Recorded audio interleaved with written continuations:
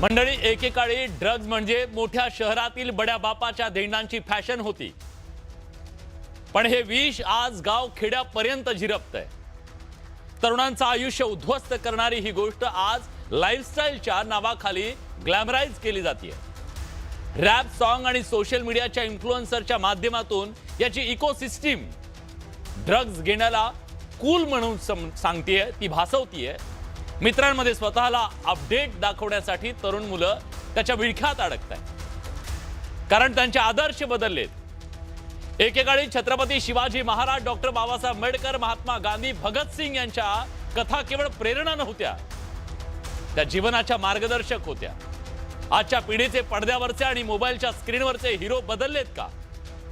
गुन्हेगारीच्या दलदलीत उभे राहून अफाट संपत्ती आणि सत्तेचा माज दाखवणारे चेहरे आजच्या पिढीला आदर्श वाटू लागलेत का? नार्कोस सारख्या वेब सिरीज मधून दाखवला जाणारा पाब्लो एस्कोबार हा त्याचं ठळक उदाहरण नाहीये का? यश म्हणजे पैसा आणि पॉवर, मग मार्ग काही असू द्या, अशी विकृत व्याख्या नकळत या समाजात रुजवली जातीये का? या पिढीत रुजवली जातीये का?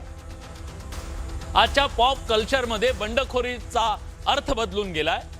अन्यायाविरुद्ध उभं राहणं ही खरी बंडखोरी होती, पण आज व्यसनाला बंडखोरी मांडण्याची चूक केली जातीये का? आणि हे कोण ठसवतंय मनावरती? सोशल मीडियाचा इन्फ्लुएन्सर, त्यातलं चमकदार आयुष्य, इन्फ्लुएन्सरची दिखाऊ लाईफस्टाईल आणि लाईकच्या आहारी गेलेली मानसिकता, वास्तवापासून ही सगळी पिढी दूर जातीये का? समाजातले काही लोक ड्रग्जचा धंदा करून आपलं उखळ पांढरं करतायत का? आणि या समाजाला, या देशाला, या राज्याला देशोधडीला लावण्याचं काम करतायत का? खरं सांगू, ड्रग्ज हा केवळ वैयक्तिक प्रश्न नाहीये, तो सामाजिक, आर्थिक आणि मानसिक आरोग्याचा एक गंभीर विषय आहे। कारण एका व्यक्तीच्या व्यसनाच्या मागे संपूर्ण कुटुंब उद्ध्वस्त केलं जातं, नातेसंबंध तुटले जातात आणि समाजात अस्थिरता निर्माण होते। हा देश ज्यांच्या खांद्यावरती असणार आहे, ज्या तरुणांच्या विश्वासावर हा देश उद्या महासत्ता होण्याची स्वप्न बघतोय, त्या तरुणांना पोखरण्याचं काम, त्यांना उद्ध्वस्त करण्याचं काम, हे भयंकर काम सुरू आहे का? यातली अतिशय लाजिरवाणी बाब काय माहिती आहे? विळख्यात अडकलेल्यांना स्वतःच्या विनाशाची जाणीव उशिरा होती। या पार्श्वभूमीवर आपल्याला काही कठोर प्रश्न स्वतःला विचारावे लागणार आहेत। आपल्या शिक्षण पद्धतीत आपण केवळ करिअर घडवतोय का? चारित्र्यही घडवणं ही कुणाची जबाबदारी आहे? पालक म्हणून आपण मुलांशी संवाद साधतोय की केवळ अपेक्षांचं ओझं टाकतोय? आणि समाज म्हणून आपण काय प्रोत्साहन देतोय? कष्टानं मिळवलेलं यश की शॉर्टकट्स? आज गरज आहे केवळ कायद्याच्या कठोर अंमलबजावणीची नाही, ती व्हावीच लागेल, पण मानसिक बदल घडवण्याची तितकीच गरज आहे। आपले खरे नायक कोण आहेत हे पुन्हा अधोरेखित करण्याची वेळ आली आहे का? आणि त्यामुळे मुंबईतल्या 2 कॉलेज तरुणांचा ड्रग्जच्या अतिसेवनानं जो मृत्यू झाला, जो जीव गेला, ही केवळ एक बातमी नाहीये, तो आपल्या समाजाच्या अंतःकरणाला हादरवणारा इशारा आहे। ही घटना आपल्याला सांगतेय आपण एका अशा वळणावर उभे आहोत जिथं भविष्य घडवणारी तरुणाई एका विनाशाच्या उंबरठ्यावर पोहोचली आहे का? आणि म्हणूनच आज या सगळ्या विषयाची आपल्याला मान्यवरांच्या सोबत चर्चा करायची आहे। गंभीर विषयाची गंभीर चर्चा, पण त्याआधी काही गंभीर सवाल बडे मुद्देच्या माध्यमातून आपण उपस्थित करतोय। तरुणांमध्ये ड्रग्जच्या आकर्षणाची नेमकी कारणं काय आहेत? का इतक्या मोठ्या प्रमाणात तरुण या ड्रग्जच्या आहारी जात आहेत? अगदी शहरापासून हे लोण गाव खेड्यापर्यंत का पोहोचलेलं आहे? कॉलेजच्या मुलांपासून ते शाळेतल्या मुलांपर्यंत हे का पोहोचलेलं आहे? कारण काय त्याच्या मागचे? पॉप कल्चर, रॅप, वेब सिरीजच्या प्रभावानं हे सेवन वाढतंय का? त्याला कूल ठरवलं जातंय का? आणि हे नॉर्मलाइज करण्याचा प्रयत्न त्या इकोसिस्टीम कडून केला जातोय का? याबद्दल सुद्धा आज आपल्याला मान्यवर पाहुण्यांना विचारायचं आहे। गुन्हेगारांचं ग्लॅमरायझेशन ड्रग्ज कडे या तरुणांना खेचतंय का? व्याख्या बदलल्यात का यशाच्या आणि या सगळ्या? हे सुद्धा आपल्याला जाणून घ्यायचं आहे। जो चंगळवाद आज सगळीकडे दिसतोय आपल्याला, ते सुद्धा त्याच्या मागचं कारण आहे का? व्यसनाला कूल आणि बंडखोरी समजणं हे कसं खोडून काढायचं? समाज म्हणून, एक व्यवस्था म्हणून आपल्या सगळ्यात जबाबदारी आहे। सगळं पोलिसांनी करावं आणि आपण काहीच नाही करणं, कारण आपल्या घरात जर आज ड्रग्जनं एंट्री केली असते, काय दाराने येणार नाही, ते खिडकीतून येतं। त्यामुळे आपल्याला दार खिडक्या कशा बंद कराव्या लागतील? पालक आणि मुलांमधल्या संवादाच्या अभावानं ही व्यसनाधीनता अधिक वाढतीये का? एकलकोंडीपणा त्याच्या मागचा जबाबदार आहे का? प्रश्न अनेक आहेत आणि या सगळ्या प्रश्नांची चर्चा आपल्याला करायची आहे। कायद्याची अंमलबजावणी प्रभावी ठरत नाही का? बघा, आज दोघांचा जीव गेल्यानंतर लगेच खडबडून जागे झाले सगळे आणि मग धाडी टाकायला लागले. काही जण पकडले, काही साठा पकडला आणि मग बघा आम्ही पण कसं काम केलं. नाहीये, ही जबाबदारी आहे. एक सुद्धा इथं अशा प्रकारचा पेडलर असता कामा नये. लहान मुलांचा वापर केला जातो पेडलिंगसाठी, हे किती घातक आहे बघा. आणि ग्रामीण भागात सुद्धा ड्रग्जचं जे जाळं आहे ते वाढतंय. हे आपल्याला काय दर्शवतंय? हजारो कोटीचे साठे या महाराष्ट्रामध्ये जे जप्त केले जातात, एमडी ड्रग्जचे आणि हे ते, त्यानंतर साधा ओरखडा सुद्धा या समाजाच्या मनावरती उमटत नसेल, व्यवस्थेच्या मनावर उमटत नसेल, तर आपण सुद्धा नॉर्मलाइज झालो का, चलता आहे अशा प्रकारची ही भावना झाली आहे का? अतिशय गंभीर सामाजिक प्रश्न पंजाब हुरपळून निघालेला आहे. या मुद्द्यानं महाराष्ट्रानं शाणं होण्याची गरज आहे का? आणि त्याच अनुषंगानं आज आपण या गंभीर मुद्द्याला हात घालणार आहोत. आपल्या सोबत या चर्चेत सहभागी होण्यासाठी मान्यवर पाहुणे आहेत, जे अनेक वर्षे या सगळ्या विषयात काम करतायत. आपल्यासोबत या चर्चेत सहभागी होण्यासाठी राज्याचे अतिरिक्त पोलीस महासंचालक कृष्णप्रकाश सर आहेत. मी मुद्दाम सुरुवातीला सांगतो सरांना आज या चर्चेमध्ये का बोलवलंय. एक तर त्यांनी या अशा प्रकारच्या ड्रग्जच्या विरोधात तर अतिशय कठोर कारवाई केलीच केली, पण केवळ कारवाई करून नाहीये, तर स्वतः त्यांनी एक व्यक्ती म्हणून, एक पोलीस अधिकारी म्हणून, एक माणूस म्हणून सुद्धा आपल्या शरीरावर इतकं काम केलं. व्यायाम असेल किंवा एक आदर्शवत कशा प्रकारचं आपलं आरोग्य असलं पाहिजे याच्यासाठी सुद्धा त्यांनी सातत्यानं इन्स्पायर केलं अनेकांना. आणि आज ते इन्स्पिरेशन आहेत, अनेक तरुणांचे इन्स्पिरेशन आहेत. आणि मग आमच्या तरुणांच्या समोर इन्स्पिरेशन काय आहे असा प्रश्न विचारला जातो ना, ते इन्स्पिरेशन हे आहे. म्हणून आज आपण सरांना इथं मुद्दाम बोलवलेलं आहे. या चर्चेत सहभागी होण्यासाठी आपल्यासोबत पी के जैन सर आहेत. कदाचित पी के जैन सर अधिक पद्धतीनं सांगू शकतील, ते आता रिटायर झाल्यामुळे, की आज व्यवस्थेतून सुद्धा कसं पाठबळ मिळतंय या पेडलर्स, आणि ते मिळाल्या शिवाय हे सगळं शक्य आहे का? हजारो कोटीचे कारखाने इथे उघडले जात आहेत. जसं काय साखर कारखाना असावा किंवा कुठला कारखाना असावा, हजारो कोटीचे कारखाने उभे कसे राहतात, हिंमत कशी होते, हा सवाल सुद्धा आज त्याच्याबद्दल सरांना विचारायचं आहे. माजी IPS अधिकारी पी के जैन सर आपल्यासोबत असतील.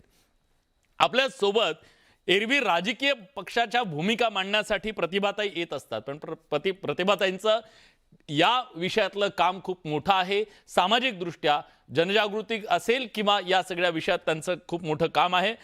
लोकसंघर्ष मोर्चाच्या माध्यमातून त्याच्या अध्यक्ष म्हणून प्रतिभाताई आज आपल्या सोबत आहेत. ताई, तुमचंही स्वागत आहे. आणि परिवर्तन व्यसनमुक्ती केंद्राचे डॉक्टर हमीद दाभोलकर सुद्धा या चर्चेत सहभागी होत आहेत. डॉक्टर सरांबद्दल आणखी एक सांगायला हवं की ते मानसोपचार तज्ज्ञ सुद्धा आहेत, आणि त्यांच्याकडून आपल्याला जाणून घ्यायचं आहे ही काय मानसिकता आहे की आज याला अगदी कूल समजलं जातंय. आणि जी मुलं आहेत ती शाळेतली मुलं आहेत, कॉलेजमधली मुलं आहेत, आणि त्यांना याबद्दल जी गोष्ट सामाजिकदृष्ट्या आता चलता आहे किंवा हे हे काहीच नाही आहे, हे नॉर्मलायझेशन झालंय का, याबद्दल मला त्यांना विचारायचं आहे. सगळ्या मान्यवरांचे मी मनापासून स्वागत करतो आजच्या या चर्चेमध्ये. पण हमीद सर, मला तुम्हाला विचारायचं आहे पहिला प्रश्न, आजच्या या चर्चेची सुरुवात तुमच्यापासून करतोय, ते याच्यासाठी की तरुणांमध्ये ड्रग्जचं हे जे वाढलेलं प्रमाण आहे त्याच्या मागची नेमकी कारणं काय आहेत? अगदी लहान मुलांपर्यंत हे फॅड जे कधी काळी बड्या बापाच्या मुलांचं म्हटलं जायचं, शहरापुरतं म्हटलं जायचं, हे उच्चभ्रूंचं म्हटलं जायचं, ते गाव खेड्यापर्यंत का पोहोचलं, त्याच्या मागची कारणं काय आहेत? नमस्कार विलासजी. खूप गंभीर मुद्द्याला आपण हात घातलाय. गेली अनेक वर्ष व्यसनमुक्तीच्या क्षेत्रामध्ये महाराष्ट्रात तर आम्ही काम करतो, परंतु सीमावर्ती जी राज्य आहेत, आसाम, अरुणाचल, नागालँड, पंजाब, जिथे ड्रग्सचा प्रश्न खूप मोठ्या प्रमाणात आहे, तिथे देखील आपण काम करतो. आणि त्या अनुभवातनं मला असं वाटतंय तुम्ही जे म्हणताय ते अतिशय खरं आहे की महाराष्ट्रामध्ये केवळ मेट्रो नाही तर ग्रामीण भागामध्ये देखील ड्रग्ज मोठ्या प्रमाणात पसरायला लागलंय. 25 वर्षापूर्वी, 30 वर्षापूर्वी अशी परिस्थिती होती. ती NDPSAच्या प्रभावी अंमलबजावणीनंतर मोठ्या प्रमाणात कंट्रोलमध्ये आलेली. पण गेल्या एक 2-3 वर्षामध्ये परत आपल्याला असं दिसतंय की या ड्रग्जनी सगळीकडे महाराष्ट्रामध्ये, अगदी ग्रामीण भागामध्ये देखील पेनिट्रेट केलेलं आहे. साताऱ्यासारख्या जिल्ह्यामध्ये 50 कोटीपेक्षा जास्त MDMA परवा सापडलं. आणि तुम्ही जो प्रश्न मगाशी विचारलात त्याच्या अनुषंगाने सांगायचं झालं तर 3 पातळ्यांवरती त्याकडे बघता येतं. हा. कुठल्याही व्यसनाचा ज्यावेळेला समाजात प्रादुर्भाव वाढतो त्यावेळेला पहिला त्यातला महत्वाचा मुद्दा असतो सहजी उपलब्धी. त्यामुळे सहजी उपलब्धी व्हायला लागलेली आहे याची महाराष्ट्रामध्ये. आतापर्यंत फक्त बॉर्डरिंग स्टेट्स मध्येच याची उपलब्धी होत होती. ती मध्यवर्ती असलेल्या देशाच्या स्टेटमध्ये याची मोठ्या प्रमाणात उपलब्धी व्हायला लागली आहे. ही एक गंभीर बाब आहे. दुसरी बाब आहे की व्यसनाचं उदात्तीकरण किंवा व्यसनाची संस्कृती जी तंबाखू दारू पासून गेल्या काही वर्षामध्ये आपण व्यसनाला मान्यता दिलेली आहे. म्हणजे आता देखील IPL चालू आहे आणि त्याचे एक one of the major sponsors हे विमल नावाची कंपनी आहे, जी आपल्या सगळ्याला माहिती आहे की सरोगेट ऍडव्हर्टाईज आहे तंबाखूची आणि गुटख्याची. आणि तेथून सुरुवात होते. दारूच्या जाहिराती असोत किंवा आता एखादा व्यक्ती व्यसन करत नसेल तर तो काहीतरी चुकीचं करतोय असं समजलं जातं. आणि सगळ्यात महत्वाचं, ज्यांना आपण हिरोज म्हणतो आपल्या समाजातले, कदाचित आपण त्यांना आदर्श म्हणतो किंवा असे लोक खुलेआम येऊन जेव्हा सांगतात की तुम्ही खा गुटखे, खा तंबाखू, आणि हे पण गंभीर आहे. नाही, नक्की खूपच गंभीर आहे. म्हणजे सगळे प्रमुख सिने कलाकार आपले, सगळे प्रमुख क्रिकेटर हे जर गुटख्याच्या जाहिराती करत असतील, कारण ते गेटवे ड्रग आहे, तिथून सुरुवात होते. कोणी डायरेक्टली ड्रग घ्यायला जात नाही. आणि त्याबरोबर एक चंगळवादी संस्कृती ज्याच्याविषयी तुम्ही बोलत होता, की काही करून आनंद ओरबडायचा, या पद्धतीची जी मानसिकता तयार झालेली आहे, तो दुसरा भाग आहे. आणि तिसरा मला वाटतं याचा एक महत्वाचा संदर्भ आपण लक्षात घ्यायला पाहिजे की सध्याची तरुणाई ही मोठ्या प्रमाणात एका मानसिक स्थित्यंतरातनं जातीये. आणि त्या स्थित्यंतरातनं जाताना त्यांना आधार देणाऱ्या यंत्रणा समाजात उपलब्ध नाहीयेत. ना कुटुंबामध्ये त्या यंत्रणा उपलब्ध आहेत, ना कॉलेज कॅम्पसवरती त्या यंत्रणा उपलब्ध आहेत. त्यामुळं जोपर्यंत या मानसिक आधार देणाऱ्या यंत्रणा, पर्यायी यंत्रणा आपण तयार करत नाही, तोपर्यंत अशा आमिषांना ती बळी पडताना दिसणार आहेत. आणि तिसरा महत्वाचा भाग आहे की ह्याच्याकडे, व्यसनाकडे अनेक वेळेला आपल्याकडे केवळ सामाजिक इविल म्हणून बघितलं जातं, पण त्याच्याबरोबर त्याच्या उपचाराचा प्रश्न सोडवला जात नाही. ड्रग्ज सारख्या गोष्टींचा उपचार करण्याच्या यंत्रणा देखील आपल्या समाजात अतिशय तोकड्या आहेत. त्यामुळे एकदा त्यात अडकून राहिलेली लोक पूर्णपणे त्या जाळ्यात फसून राहतात आणि या सगळ्यातनं ही ड्रग्सची संस्कृती सुरू होती असं मला वाटतं. खूप अतिशय महत्त्वाचं तुम्ही सांगितलात. यातले काही मला मुद्दे आणखी जाणून घ्यायचे आहेत. विशेषतः कसं ओळखायला हवं एक पालक म्हणून की आपला मुलगा ड्रगच्या आहारी गेलेला आहे, तो चोरून कसं ओळखायचं, हा खूप महत्त्वाचा मुद्दा आहे. कारण केस हाताबाहेर जाते तेव्हा ते लक्षात येतं. पालकांची जबाबदारी काय त्याच्याबद्दल आपण बोलूया. प्रतिभाताई सुद्धा त्याच्याबद्दल बोलतील. पण मला आधी PK जैन सर आणि नंतर कृष्णप्रकाश सरांकडे जायचं आहे. PK जैन सर, आधी त्या सरांनी सांगितलं की सहज उपलब्ध होणारी ती गोष्ट आहे, त्याच्यामुळे त्याचं नॉर्मलायझेशन होतंय का, आणि हे गावखेड्यापर्यंत जर पोहोचत असेल तर त्याच्या मागेच मोठं सिंडिकेट असणार आहे. ठाण्यामध्ये काही दिवसांच्या पूर्वी काही 1000 कोटीचं आणि त्यानंतर ती मालिका सगळी सुरू आहे. तुम्हाला असं वाटतं की इथल्या व्यवस्थेच्या हलगर्जीपणाशिवाय म्हणूया आपण, किंवा त्यांच्या अप्रत्यक्ष सहभागाशिवाय, अनेकांचे तर सहभाग याच्या आधी सापडलेले आहेत, हे शक्य नाही? तुम्हाला वाटतं हे यंत्रणेचं अपयश आहे? राजे, नमस्कार, धन्यवाद. आपण या कार्यक्रमामध्ये बोलवलं. फार महत्वाचा विषय आहे. हो सर. आणि नुकत्याच 2 जीव या कारणामुळे गेले. बरेचसे इतर लोक सुद्धा मरतात ड्रग्जचं सेवन करून. ही गोष्ट खरी आहे की कुठल्याही प्रकारची एन्फोर्समेंट, हे जे ड्रग्सचं आपण म्हणतो याचा जो व्याप वाढलेला आहे, त्याच्यासाठी 2-3 मुद्दे आणि किंवा 2-3 त्याचे जे मार्ग आहे त्याला कंट्रोल करण्यासाठी, ते आहे एज्युकेशन आणि एन्फोर्समेंट. आता एज्युकेशन बद्दल ऑलरेडी हमी सर बोललेले आहेत. मला असं वाटतंय की कुठेतरी कॉलेजेसमध्ये, एज्युकेशनल इन्स्टिट्यूशन्स मध्ये आणि घरामध्ये एक अशा प्रकारच्या वातावरण विश्वासाचं निर्माण केला पाहिजे मुलांसोबत, की काही त्यांना प्रॉब्लेम आली तर त्याची प्रॉब्लेम त्यांनी बिनधास्तपणे आपल्या वडिलांना, आईना किंवा घरच्या मोठ्या लोकांना डिस्कस करून त्याचा काहीतरी मार्ग निघावा, असा त्यांच्याकडे काही मार्ग उपलब्ध असला पाहिजे. जे मला असं वाटतं की आपल्या सध्याच्या जे आपला धडपडचे जे जीवन आहे त्याच्यामध्ये मुलांना सापडत नाही. तो एज्युकेशनचा भाग झाला. दुसरा भाग झाला एन्फोर्समेंटचा. आपलं म्हणणं अगदी सही आहे की एन्फोर्समेंट कमी असल्यामुळे याचा व्याप फार मोठा वाढलेला आहे. आता काय, NDPS कायदा जो आहे तो फार किचकट कायदा आपण ज्याला म्हणतो, की 25 रिक्वायरमेंट आहे कायद्यामध्ये. 25 पैकी एक कुठेतरी रिक्वायरमेंट मध्ये कमी झाली तर लगेच कोर्ट जे आहे ते त्या आरोपीला सोडून देतात. पण कमी राहिली नाही पाहिजे. पण कुठेतरी तपासामध्ये जो पोलिसांवरती जो सध्याच्या ओझा आहे कामाच्या, हा त्याच्यामुळे कुठेतरी हे कमतरता कुठेतरी इन्व्हेस्टिगेशन मध्ये राहते.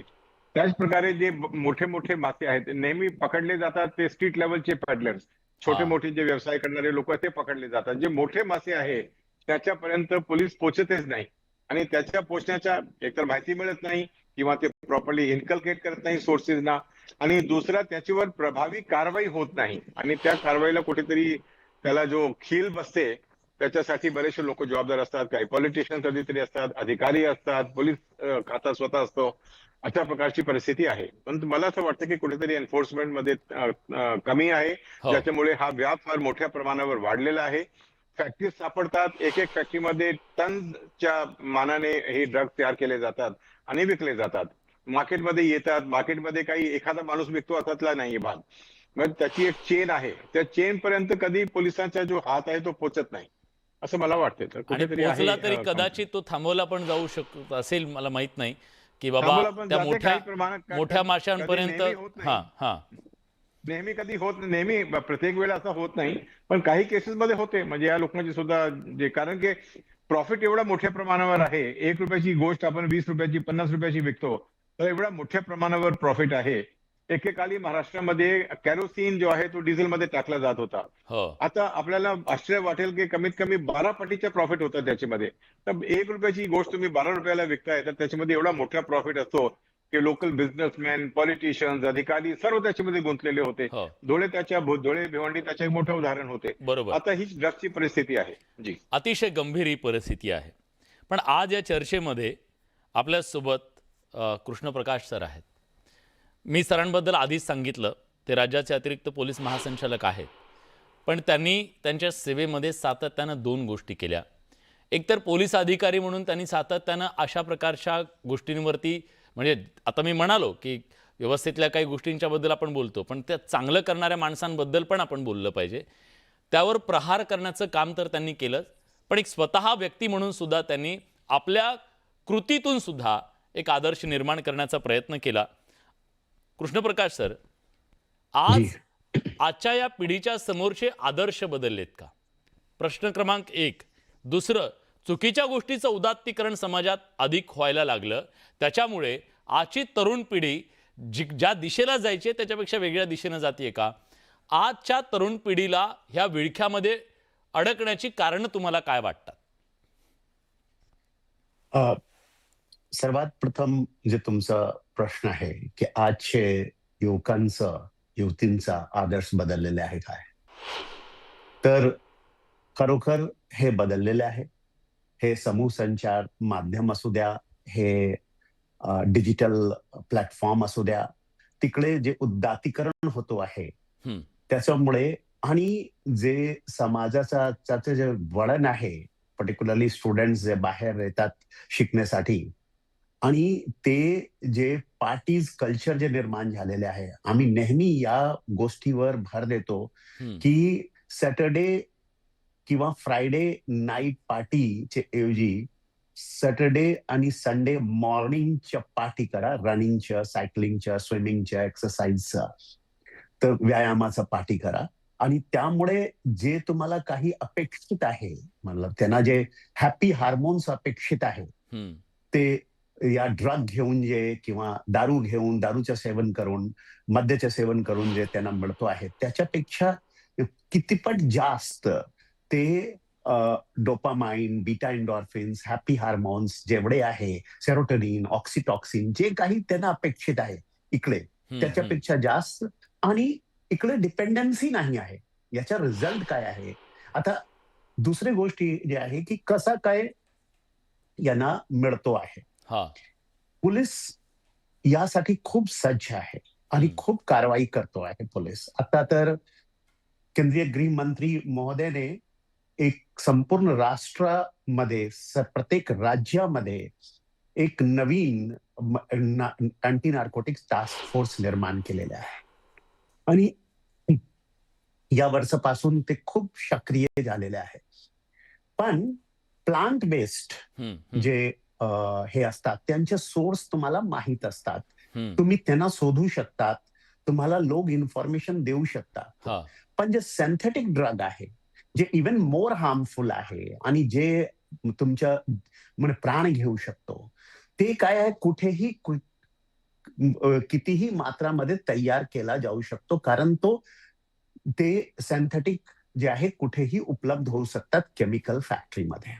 त्यामुळे बंद पडलेले केमिकल फॅक्टरीचे उपयोग असा निर्माण करणारे लोक करतात, किंवा ज्यांची केमिकल फॅक्टरी आहे तेच लोक यामध्ये हे कार्य करतात. त्यामुळे हे कन्फर्म करणे की कुठे तयार होतो आहे हे अत्यंत मुश्किल काम आहे पोलिसांसाठी. पण जोपर्यंत परफेक्ट इन्फॉर्मेशन मिळत नाही, तुम्ही कोणत्याही केमिकल फॅक्टरीमध्ये जाऊन किंवा बंद पडलेल्या केमिकल फॅक्टरीमध्ये जाऊन रेड करू शकत नाही, बरोबर आहे, जोपर्यंत तुम्हाला इन्फॉर्मेशन नाही, सूचना नाही. शेत आहे, मान जे गांजाचे शेत आहे, ते ओपियमच्या शेत आहे, ज्याचे से हेरोईन आणि ब्राऊन शुगर बनतो, तेव्हा तुम्ही जाऊ शकता. तर एमडीएमए काय आहे? एमडीएमए आहे मिथाइलाइन डायऑक्सी मिथाइल एम्फेटामाइन. एलएसडी काय आहे? एलएसडी आहे लायसर्जिक ऍसिड डायथेलामाइड. आता ते अशा प्रकारचे. केटामाइन काय आहे? हे केमिकल आहे. अगेन पिंक कोकीन काय आहे? हे एमडीएमए, केटामाइन आणि कॅफीन असा मिळवून तयार केला जातो. आणि कशासाठी तयार केला जातो हे ते मी सुरुवातीलाच सांगितलं की कशासाठी तयार केला जातो.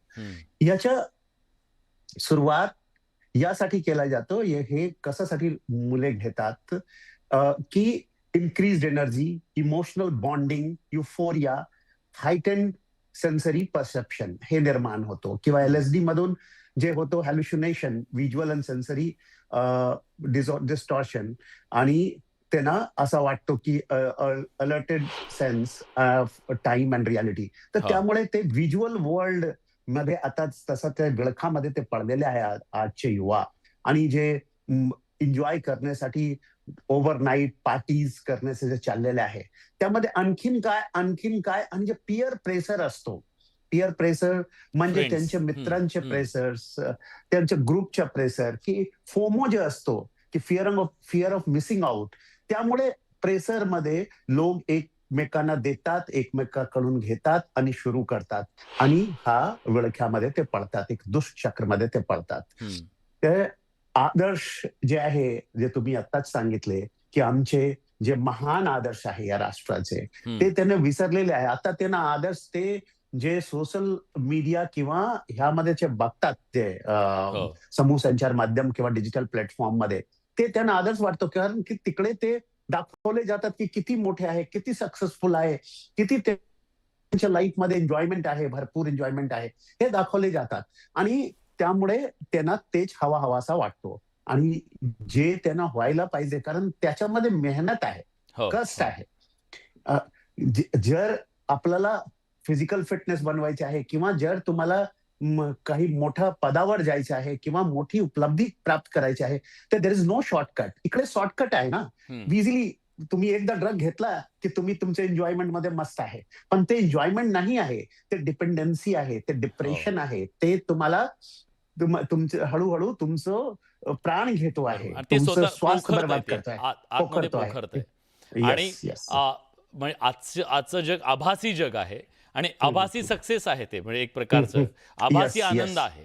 आणि क्षणिक आहे. पण प्रतिभाताई, प्रश्न हा आहे मग की मला हॅपीनेस हवा आहे, तर हॅपीनेसचे हार्मोन्स घेण्याची वेळ या समाजामधल्या मुलांना यावी. मला यश हवं आहे, तर त्याचं फिलिंग येण्यासाठी मला पुन्हा तशा प्रकारचं हे घेण्याची वेळ यावी. हे कुठली मानसिकता आहे? समाज, आजची तरुण पिढी कुठल्या मानसिकतेत आहे? आणि तुम्ही तर ग्रामीण भागामध्ये सुद्धा बघता, हे तिथपर्यंत का पोहोचलं असं तुम्हाला वाटतं? बघा, मी जेव्हा चळवळीत काम करायला लागले, आणि विशेषतः आदिवासी चळवळीमध्ये, तेव्हा ढोलाच्या तालावरती 50,000 हजार लोक, त्याच्यामध्ये निम्म्या महिला निम्मा पुरुष नाचायचे. संगीताच्या तालावरती नाचणं, हळूहळू ते सगळं बदलत जात आता डीजे, आणि मग त्या डीजेच्या एवढ्या मोठ्या डेसिबलवरती नाचण्याची नशा. याच्यामध्ये आश्चर्य असं आहे की हे बदलत गेलं सगळं चित्र. त्याच्यामध्ये मग तो ताल पकडण्याची जी काही स्पर्धा मुलांमध्ये असते त्याच्यामध्ये सुद्धा ड्रग्ज घेताना अनेक मुलांना आम्ही बघितलं. हम्म. आता हमीदबाईंनी ज्यांचं नाव सांगितलं, ज्या हिरो हिरोईन्स आहेत, प्रतिकात्मक म्हणून अजय देवगण असतील आणि अक्षय कुमार असतील, यांना आम्ही ड्रग्ज पाठवले होते की तुम्ही तुमच्या घरी या ड्रग्जची जरा सेवन करा आणि त्याची पार्टी करा मुलांच्या मध्ये. हे सगळं असा एक प्रयत्न आम्ही या भागामध्ये करत असतो. तरी सुद्धा मला अत्यंत खेदाने सांगावंसं वाटतंय की आमच्याकडचे तर आदिवासी मुलं हॉस्टेलमध्ये राहतात, आश्रमशाळांमध्ये राहतात. इथे सुद्धा हे लोन दुर्दैवानं पोचलेलं आहे. हम्म. याच्यामध्ये असलेली तस्करी जी कुरिअरच्या माध्यमातून येते, सोशल मीडियाच्या माध्यमातून त्याचा प्रचार होतो आणि वेगवेगळ्या ठिकाणी अगदी छोट्या छोट्या टपऱ्यांमध्ये सुद्धा आपल्याला हे दिसून येत आहे. होय. याचं प्रमुख कारण जे दिसतंय ती म्हणजे मोठी स्पर्धा जी आपण सगळेच बघतो आहोत. हो. खेड्यातल्या मुलांना शहरातल्या मुलांच्या बरोबर त्यांचं जगणं जे आहे, म्हणजे आता इंग्रजी बोलण्याचं आणि ते सगळं ज्या पद्धतीने येत आहे त्याच्यामध्ये ग्रामीण भागातला मुलगा जेव्हा शहरामध्ये येतो तेव्हा त्याचं असलेलं फ्रस्ट्रेशन, त्याला वाटतं की माझी भाषा ही प्रमाण भाषेशी मी स्पर्धा करू शकत नाही, इंग्रजी तर अजून दूर आहे, त्याच्यामध्ये आलेलं फ्रस्ट्रेशन. आता दारूच्या संदर्भामध्ये आपण उभी दारू की आडवी दारू असं घेऊन ते दुकानं बंद करण्याचं कुठे आंदोलन आम्ही यशस्वी केलं, त्याचे कायदे केले. आता पुढच्या याच्यामध्ये हे ड्रग्सचं भलं मोठं संकट जे इतकं अकराळ विक्राळ आहे आणि ते समोर दिसत नाही हो हो त्या याच्यामध्ये, आणि त्याला दुर्दैवानं महाराष्ट्रामध्ये आता मी बघत होती NCRBचा रिपोर्ट आहे की महाराष्ट्रामध्ये आता कृष्णप्रकाश सरांनी जे सांगितलं त्याच्याप्रमाणे की मृत्यूचा महाराष्ट्रामध्ये या ड्रग्समुळे मृत्यू होण्याचं जो प्रमाण आहे ते भारतात सगळ्यात जास्त महाराष्ट्र आणि गुजरातमध्ये आहे. हे पण अत्यंत दुर्दैवी आहे. म्हणजे आपण एकेकाळी उडता पंजाब म्हणायचो, तर आता हे झालेलं आहे. त्याच्यामध्ये आपल्याला खरं म्हणजे या संदर्भामधले शाळा कॉलेजेसमध्ये एका वेगळ्या प्रकारचा, म्हणजे आपण बघतो शहरांमध्ये मोठ्या स्कूलमध्ये मानसिक हे आरोग्य समजून घेण्यासाठीचे शिक्षक असतात, पण अशा काही ग्रामीण भागामध्ये इथे तर रेग्युलर शिक्षकच नाहीयेत, तर अजून या पुढची गोष्ट आहे. पण त्या संदर्भामध्ये शाळांमध्ये आपण काही सुरू करू शकतो का? पालकांच्या मध्ये गावागावांमध्ये ग्रामपंचायतीच्या माध्यमातून या संदर्भामधलं मोठं अहवाल सरकारने आव्हान उचलावं आणि त्या संदर्भामध्ये एक मोठ्या प्रकारचा प्रचार प्रसाराचा सुद्धा खरं एक प्रकारची लोक चळवळ व्हायला हवी, जागृतीची अशा प्रकारची भावना तुम्ही व्यक्त करताय. आपण काय प्रेक्षकांची मतं सुद्धा याच्याबद्दलची घेतलेली होती फेसबुक यूट्यूबच्या सोशल मीडियाच्या माध्यमातून. त्यांना आपण आवाहन केलं होतं की तुम्ही त्याच्याबद्दलची प्रतिक्रिया व्यक्त करा. त्यांनी काय मत व्यक्त केले एक जाणून घेऊया, त्याच्यावरती पुन्हा विचारूया. विशाल कदम हिंगोलीहून म्हणतात की कठोर कारवाई केली नाही तर गंभीर परिस्थिती निर्माण होऊ शकते आणि ही परिस्थिती आपल्याला बदलण्यासाठी कारवाई गरजेची आहे असं त्यांचं म्हणणं आहे. हमीदजी, मला तुम्हाला एक विचारायचं आहे की साधारणपणे कसं ओळखायला हवं की मुलगा किंवा मुलगी ही ड्रगच्या आहारी गेलेली आहे किंवा ते सेवन करतायत? प्रथमदर्शनी कसं ओळखावं? अनेक पालकांना माहितीच नाहीये. बहुतांश वेळेला असं होतं की त्या मुलाच्या सगळ्यात पहिली त्याची लक्षणं ही असतात की त्या मुलाच्या किंवा मुलीच्या वर्तणुकीमध्ये बदल दिसायला लागतो. म्हणजे ठराविक वेळेला घरी येणारा मुलगा किंवा मुलगी ही ती वेळ बदलायला लागते. रात्रीच्या वेळेला जास्त वेळ मित्रमैत्रिणींबरोबर राहणं, पार्टीच्या वेळेला रात्री उशिरापर्यंत राहणं, यानंतर काही वेळेला वर्तणुकीतले बदलाचे परिणाम दिसायला लागतात. म्हणजे वागण्यावरती परिणाम व्हायला लागतो, झोपेवरती परिणाम व्हायला लागतो, भुकेवरती परिणाम व्हायला लागतो, त्याच्या पुढे जाऊन अभ्यासावरती आणि नातेसंबंधांवरती परिणाम व्हायला लागतात. आणि काही वेळेला ज्या वेळेला ते ड्रग्सच्या प्रभावाखाली असतात त्यावेळेला स्वाभाविकपणे गुंगलेल्या स्थितीमध्ये असलेल्या व्यक्तीची जशी वर्तणूक होते तशा स्वरूपाची वर्तणूक दिसायला लागते. त्यामुळं पालकांचं काम या बाबतीमध्ये थोडंसं डिटेक्टिव्ह सारखंच आहे की मुलांवरती आपल्या विश्वास ठेवणं हे महत्वाचं आहे, पण त्याचबरोबर ते कुठल्या चुकीच्या मार्गाला जात नाही त्याच्याविषयी आपले डोळे आणि कान उघडे ठेवणं देखील अतिशय महत्वाचं आहे. आणि त्यांच्याबरोबर संवाद असणं अतिशय महत्वाचं आहे. बरेच वेळेला आजकाल आपल्याला कुटुंबात असं दिसतंय की पालक आणि मुलांच्या मधला संवाद हा प्रचंड हरवलेला आहे. सगळेजण आपापल्या मोबाईल फोनमध्ये व्यस्त आहे. त्याच्यामुळे तो संवाद जर चालू राहिला, आणि मुलांना आपण दरवेळेला व्यसनाचा पहिला अनुभव घेतल्यानंतरच ओळखायला पाहिजे असं नाही. या खेड्यात आलेल्या मुलांशी याविषयी बोलणं पण आवश्यक आहे. खरंय. कारण संवाद ड्रग संवाद हे अतिशय महत्वाचं असं तुम्ही म्हणताय. शेवटचा 1 मिनिट आहे म्हणून मी कृष्णप्रकाश सरांना मला त्यांना विचारायचं, शेवटची कमेंट त्यांची घ्यायची आहे. सर, आज तरुण मुलांचे तुम्ही आयडॉल आहात. अनेक मुलांना असं वाटतंय की यस, आम्हाला सुद्धा कृष्णप्रकाश सरांसारखं बनायचं आहे, पण हे बनण्यासाठी खूप संघर्ष आहे, मेहनत आहे. पण तुम्ही काय सांगाल या सगळ्या तरुणांना, काय मेसेज द्याल? ख्वाहिशों से नहीं गिरते फूल झोली में, वक्त की साख को हिलाना होगा, अंधेरों को कोसने से कुछ नहीं होगा, अपने हिस्से का दिया खुद ही जलाना होगा. क्या बात है. त्यांना स्वतःहून प्रयत्न करावा लागेल, सेल्फ मोटिवेट व्हावा लागेल. आणि मी स्पष्टपणे सांगतो आहे की घरचे लोक जर सतर्क राहिले तर त्यांचं बिहेवियरल चेंज, त्यांचे सायकोलॉजिकल आणि इमोशनल इंडिकेटर्स, त्यांच्या फिजिकल साइन्स, रेड और ग्लॉसी आईज, डायलेटेड और पिन पॉइंट प्युपिल्स जे पिपण्या असतात, सडन वेट लॉस और neglect of hygiene, frequent nose bleeds, हे सर्व क्लिअर देतात की निडल मार्क्स शरीरमध्ये, या फायनान्शियल म्हणजे लाईफस्टाईल मध्ये ते पैसे जास्त मागायला लागतात, कॅश मागायला लागतात, बॉरो करायला लागतात, घरची वस्तू विकायला लागतात, अकॅडमिक डिक्लाइन, हे सर्व क्लिअर सांगतात की ते ड्रग्स मध्ये ते आहारी गेलेले आहे. त्यामुळे मी तरुणाला एवढेच सांगेन की देयर इज नो शॉर्टकट. चले चलिए कि चलना भी दलीले कामरानी है, थक कर बैठ जाते हैं उन्हें मंजिल नहीं मिलती. स्वर्ग यही है और नरक यही है. आस्ते भगाशिनश्य उर्तिष्ठति तिष्ठत शेतेन पद्ममानश्य चरातु चरतो भग. कलिशानो भवति संजिहानस्तु द्वापर उत्तिष्ठतेता भवति संपद्यति वैचरण. अस्तु चरैवेति चरैवेति. तुम्हाला सतत चलायमान राहावा लागेल आणि त्याचा मजा वेगळाच आहे. तुम्ही स्वस्थ राहा, व्यस्त राहा आणि मस्त राहा.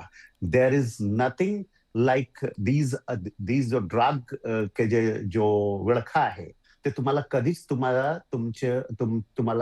तुमच्यावर कब्जा घेणार नाही, जर तुम्ही हे निर्णय केला की तुम्ही स्वस्थ राहणार, व्यस्त राहणार आणि मस्त राहणार. खूप महत्त्वाचा मेसेज तुम्ही दिलेला आहे. या जगात शॉर्टकट काहीच नाही आहे आणि इथं गुगलवर सगळ्यांना जायचं आहे. आपल्याला सर्च केलं जावं असे प्रत्येकाचा स्वप्न असेल. लाईक्स आणि ह्या सगळ्या जरी आभासी जग असले तरी सर्च त्यालाच आहे ज्याच्या आयुष्याला खऱ्या अर्थानं अर्थ आहे. त्यामुळे आपण या सगळ्यापासून दूर राहायला हवं, पालकांनी सतर्क राहायला हवं. पण आज या चर्चेमध्ये अनेक महत्त्वाचे मुद्दे मांडून समाजातल्या एका गंभीर विषयावर आपण भाष्य केलं, आपला वेळातला वेळ काढलात, त्याबद्दल मी सगळ्या पाहुण्यांचे मनापासून आभार व्यक्त करतो. आणि बडे मुद्देच्या चर्चेत आज आपण इथंच थांबतोय, पण जाताना प्रेक्षकांचा कौल जाणून घेऊया. बडे मुद्देच्या माध्यमातून आपण प्रश्न विचारला होता, ड्रग सेवनानं तरुणांचा मृत्यू ही धोक्याची घंटा आहे का या महाराष्ट्रासाठीची? तर 96% लोक म्हणतात होय, ही धोक्याची घंटा आहे. आणि ही धोक्याची घंटा प्रत्येकाच्या दारावर, खिडकीवर आज वाजत असताना आपण सगळ्यांनी सावध होणं, सतर्क होणं ही काळाची गरज आहे. आणि आपल्या सगळ्यांचे आदर्श मात्र आता पुन्हा अधोरेखित करण्याची वेळ आलेली आहे. बडे मुद्देच्या चर्चेत आपण इथेच थांबतोय. धन्यवाद.